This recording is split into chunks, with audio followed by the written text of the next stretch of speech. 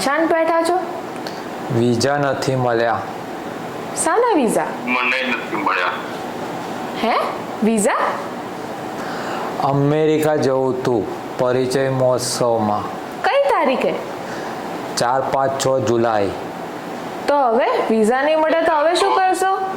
Online જોઈશું. શું વાત કરો છો? હા, તો પછી આપણે મળીએ ઓનલાઈન. ત્યાં સુધી સર્વ સંતોને રામ રામ કબીર. કબીર. રામ કબીર.